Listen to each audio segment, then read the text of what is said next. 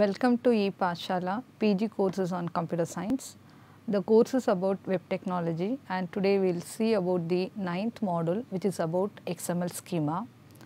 The basic objectives of this module is to know about XML schema and why we need XML schema and to know about the structure of an XML schema, and we will see how to write a simple XML schema. Schemas are the general term, and we have already seen about the document type definition, which is to define the structure of an XML document, and schema is one another way to define the structure of an XML document. So, schema basically defines the structure or the framework, or we can also call it as a plan of a document. So, XML schemas by means it is called as the W3C XML schema language definition, and in other words it is also called as the schema definition, XML schema definition called XSD. And we need to know about why we need an XML schemas. We have already seen about the XML document type definition that is used to describe the structure of an XML document, and this is another way to describe the structure of an XML document. But why we go for an XML schema? DTDs by means it provides a very weak specification language, and we cannot put any restrictions on the text document, and we have a little control over the mixed type content, where we have an XML document in which if we have elements and elements comprises of other elements and other types like text and attributes, we will not be able to describe using an DTD. So, we have a little control over the mixed content of an XML document, and we have a little control over the ordering of elements in the XML document. And moreover, DTDs are written in a very strange language, and which is not an XML language format. So, we need to have a separate parser to parse a DTD and an XML document. Whereas here XML schema definition solves many problems, such as it gives much control over the structure and the content of an XML document, and moreover XSD is also written in an XML format. So, we do not want to have a separate parser for an XML and for an XML schema. XML schema is a flexible language, it is written in a flexible XML language. So, we need a single parser to parse the XML document as well as the XML schema. So, why not an XML schema? In some cases, people do not prefer an XML schema to be written. Why? Because DTDs have been more longer than XML schema definition. So, XSD means that it is an XML schema definition. So, DTDs exist longer than this XML schema definitions, and they are widely used, and more tools are already there for DTD to support them. Whereas, if you take an XSD, which is an XML schema definition, it is more verbose, which means that we can see that more English like words forms an XML schema definition, and even by the XML standards. So, we can see that if you go for more advanced XML instructions, then if you go for more advanced XML schema instructions, we can see that it leads to more confusing and it is non-intuitive. So, but nevertheless we can see that this XSD is not likely to go away quickly. So, more nowadays we can see that people will be kindly using an XML schema more than an DTD. So, we can see here that when you refer to a schema, how do we refer to a schema? So, here we can see that when you refer to a DTD in an XML document, the reference goes before the root element. So, here take this example, we can see that a DTD starts with an XML version, and we know that when you start writing a DTD, the mandatory element is a doc type, and you will, after the keyword doc type, you will give the root element of the XML document, and then you will use a keyword like system or public, and then you will specify the URL of the DTD, and then comes the XML document. follows that you will see that you can see that you will have the XML document. But when you refer to an XML schema in an XML document, the reference goes in the root element. So, we can see that the structure of an XML schema will start with an XML version as coming in a DTD. You can see that in an XML schema it also starts with the XML element, and then we will see that within the root element. So, we will have a root element inside which you will refer to the XML schema. So, here you can see that the URL of the XML schema definition is given. So, here you can see that there is a namespace given, an XML namespace, and anything that follows with the prefix is called as the XML prefix. Anything that follows with the colon, you can see that it follows with the colon, we call it as the XML prefix. So, after which you will use this prefix to define all the schema elements, and then this is the URL from where the XML schema instances or XML schema elements are taken. And now you can see that there is another, this is another attribute that comes along with this root element, that is no namespace schema location, and here is where you will give the URL of the XML schema definition and then closes the root element. So, when you refer to a schema, you will refer it in the root element, and when you refer to a DTD in an XML document, then it comes after goes before the root element. So, before the root element you refer to the DTD in an XML document.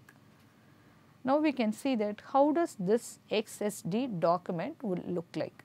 So, basically the XSD document is written in XML, and the file extension of this document is .xsd, which stands for X stands for XML, S stands for schema, and D stands for definition. So, it is basically an XML schema definition file, and the root element of this document is schema.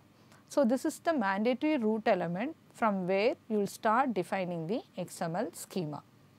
So, here you can see that how it starts with, the XSD starts with. So, we will start with the XML version, and then we can see that the schema is the root element, and this is the prefix you will use, after which whatever schema elements you are going to define.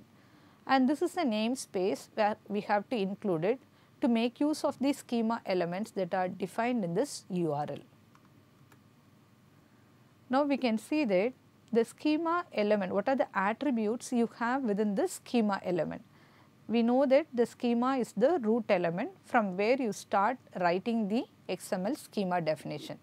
So, now you can see that the attributes that comes along with the schema element. So, we have an attribute called XML namespace, following which you will give the prefix to use whenever you use the schema elements. And now you can see that this is the URL from where you are going to use the XSD, the predefined tags of the XML schema definition. So, the predefined tags which will use, say for example, you will use a complex type, simple type, element, attribute. These are the defined elements that are available in the URL called XML schema. So, whenever you use these tags, XSD predefined tags, you need to know that you are going to use this prefix to know that these elements that comes from this namespace. And then there is another attribute called element form default. This attribute takes a value like qualified. So, if you mean that if you use this is an optional attribute, and if you give this attribute, it means that all XML elements must be qualified using this namespace called XS. So, it is highly desirable. Why you need to use this prefix is that if you are including any other schema inside your schema definition, then problems will arise. So, in order to say that, in order to avoid this confusion, misleading things, we need to say that we need to qualify all the elements that are taken from this URL has to be qualified with the prefix called XS. Now we can see that how the sample schema header will be looking like. So the schema element may contain some attributes. So we can see here the schema declaration often looks like this. So the schema definition basically starts with the XML version. Then you start with the root element called schema, following which we can see that there are 4 attributes given in this schema header. One is the XML namespace followed by a colon and a prefix to qualify all the schema elements that are taken from this URL XML schema. And there is another attribute called target namespace, and there is another attribute called XML namespace without a prefix. So it means that it is the default URL you are going to, default namespace you are going to make use of. And then the 4th attribute is the element form default, which is now given as qualified, which means that whatever elements you use from this namespace has to be qualified with the prefix XS. So in detail, if you see, this XML namespace colon XS indicates that all the elements and data types used in the schema come from this namespace. So the URL of the namespace is given. So say for example, the definition of schema, element, complex type, sequence, string, boolean, simple type, and lot of elements are available in this namespace. All these element definitions are taken from this or qualified using this prefix. And it also specifies that the elements and data types that come from this namespace has to be qualified with XS colon. And now the next fragment, that is the target namespace. So you give a URL. So this indicates that all the elements defined by this schema come from this namespace. And the next fragment is XML namespace w3schools.com. This indicates that it is the default namespace, and whatever elements you use it will be taken from this default namespace. The next fragment is element form default, where you give the value as qualified. So this indicates that any elements that you use that is used by this XML instance document must be namespace qualified. And now we can see that this is an example of an XML instance document. So we know that how to write an XML document. So it all starts, any XML document starts with the root element. So here the document is about the book, XML document is about the book. It has an attribute like ISBN with its value, and this document has got a root element book. With this book element has got 3 sub elements called title, author, and qualification. So let us see how the schema for the XML document will look like. So as told, we know that an XML schema definition starts with the XML version as we do it for an DTD, XML document type definition. And then the root element of this document is going to be an schema, and this is mandatory. The XML namespace colon, the prefix is mandatory, and the URL from where the basic tags are taken, the schema tags are taken. And then we start defining the elements that are defined in the XML document. So the element, the XML document starts with the element called book. So here you can see that it's defined, the element is now defined as book. So it is an element, so it uses a keyword called element, and then this element is defined as a complex type because the element book has got 3 other sub elements called title, author, and qualification. So we define the element book with the sub elements like title, author, qualification, and since this element has got other child elements, we define the data type of this book element as complex type, and we use a keyword like sequence to mean that this elements has to be taken in order. So, the book element has to be defined with the first element called title, the next element called author and the next element called qualification. And then properly in an XML document all the tags are closed. So, we can see that the sequence is closed, complex type is closed, element is closed, finally the root element schema is closed. This schema is now saved in a name of book.xsd. So, the file extension of a schema document is going to be xsd. Now, let us go in detail into the schema definition. We will see what all can come in a schema.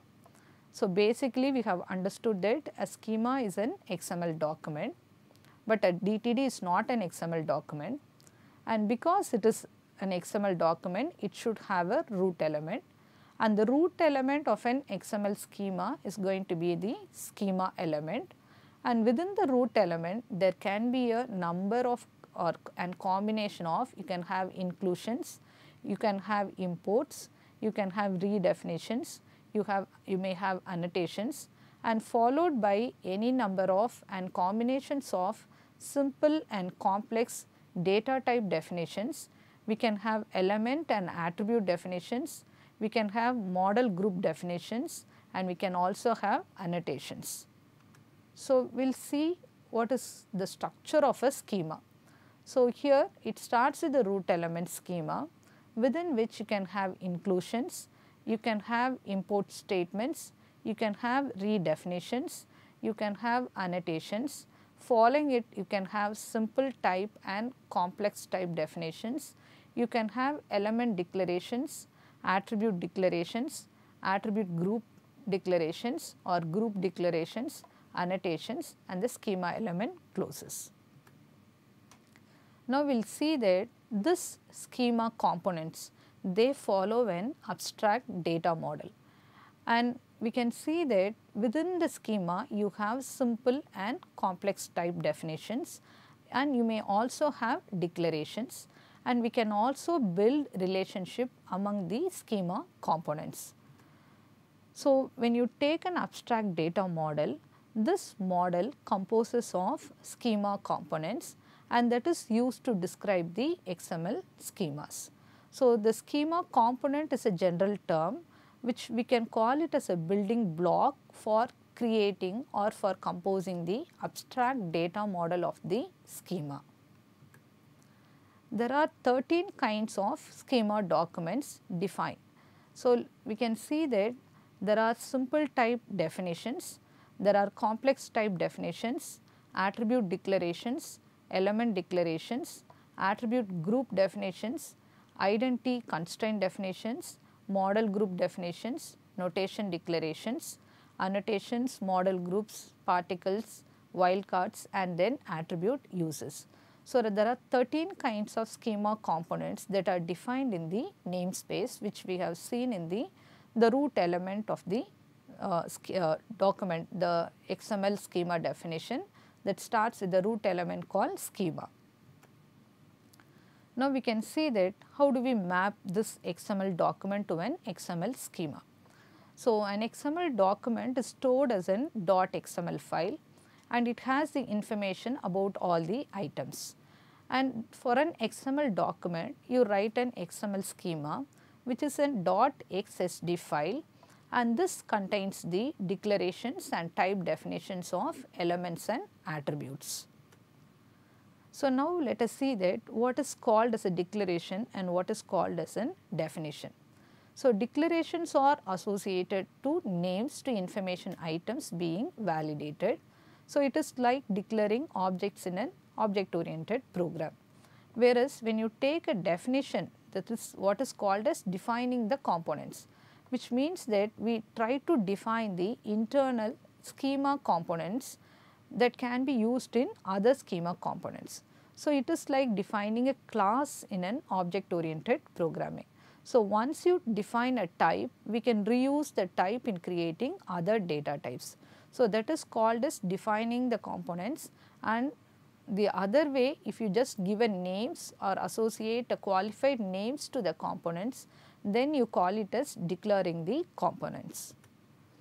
Now declarations are basically applied to element, and it can also be applied to attributes, and it can also be applied to notations. So we will declare elements, we will declare attributes, and we can also declare notations.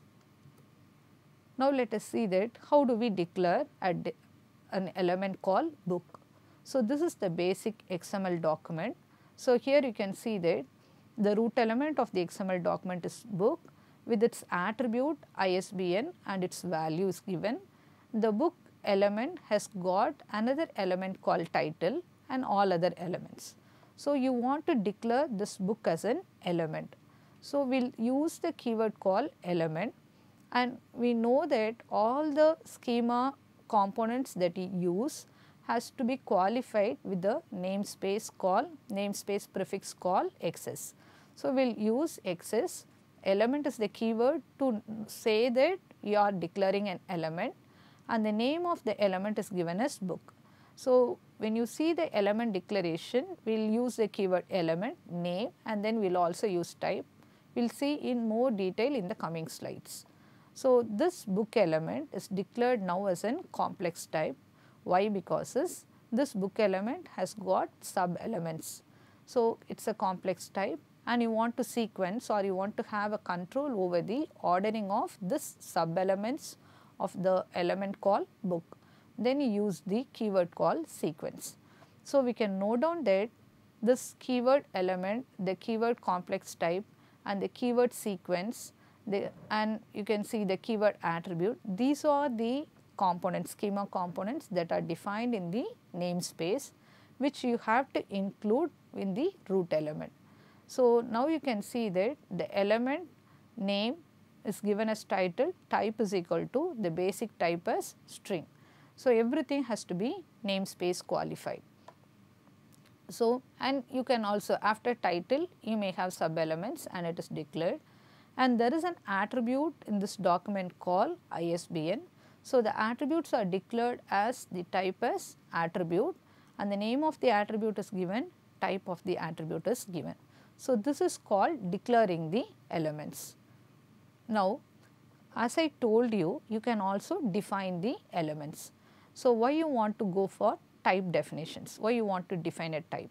So defining a type is like defining a class in an object oriented programming. When you define a type, you can reuse the type. That is the thing why you go for defining a type. So this type definitions in an XML schema can be simple type definitions, or it can be a complex type definition. You normally apply a simple type definition to attributes and elements without any element children. So if it is a simple attribute and if it is just an element which includes only text, then you go for simple type definition. You go for a complex type definition if elements have other elements, or elements have attributes, or elements have mixed content, or elements or an empty element. So in all these cases you define a complex type, and in cases where the element has only text, use a simple type definition. So let us take an example how we define a type. So here you can see that X is complex type, the name of the type is given as book type. So here you define a type, you are not defining an element, you want to define a type so that you can later reuse it. So we say that this type denotes the type of the element called book. So the element name is book, type is equal to book type, and you define it as a complex type. Here you can see that it has, the book has got an element, sub element, children called title, and so all other things, and it has attributes. So now you can see that here the book is not defined as simple an element, instead it is defined as a type so that it can be reused. What are simple types? Now if there is an element, a simple element in an XML element will contain only text. So it will not contain any other elements or attributes. But the thing is that we can add restrictions, or we call it as facets, to a data type in order to limit its content. So, if you want to create a customized type, then you can add restrictions and you can require the data to match a defined pattern. You can give regular expressions as a pattern and you can match it with the data. So, simple type definition can be a restriction of some other simple type, or you can list a list or union of simple type definition, or it can be a built-in primitive data types. So, here we can see that you create a simple type. So, simple type name is equal to Fahrenheit water temperature. It is a simple type you are creating. You put restriction on this type saying that it can have fraction digits of 2. So, the fractional part can have 2 digits, and this restriction, it says that the basic type of this Fahrenheit temperature is going to be a number type, and you say you put restriction on this simple type saying that you will allow only 2 fractional digits, and then you give an minimum exclusive value, which means that minimum exclusive is 0.00 is included and maximum exclusive is going to be 100.00. So, you can add restriction to simple types. And what is complex types? So, a complex element in an XML element contains other elements or attributes. There are 4 kinds of complex elements. If an element is an empty element, you call that as a complex element. If the element contains other elements, you call it as a complex element. If elements contain only text, or if it contains both elements and text, then also you call it as a complex element. So, here each of these elements may or must contains attributes as well. So, if it contains only text, you call it a simple element. If it contains text with attributes, you call it as a complex element. So, we will see an example of complex XML elements. So, this is an complex element because it is an empty element, and then the next one is a complex element because it contains other elements. Employee is a complex element, it contains first name and last name, and a complex XML document food which contains only text, but this element has got an attribute called type, and here this is an element which contains both elements and text. So, description, it happened on is text, and then you have another element called date, and then the description closes. Now, this complex type definition can also be applied to inheritance. So, we can restrict the base type definitions when you are using an restriction, and we can add something new if you are using an extension. So, we can basically apply inheritance concepts to when you are defining an complex type definitions. And we can also have compositions that you call it as the group model. So, in inheritance, each complex type definition is either a restriction of a complex type definition, or it is an extension of simple or complex type definition, or it is a restriction of the UR type definition. So, we will take an example. Here it is complex type is given as person name, the name person name, and you define a complex type.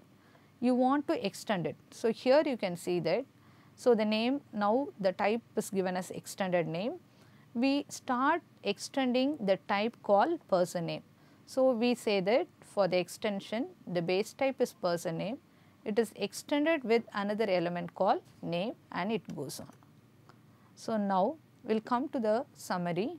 We have seen in this module that the XML schema is a flexible and a powerful schema language, and the XML schema by syntax, it is XML, basically XML itself, and we have seen a variety of data types and the ability to extend type system. Thank you.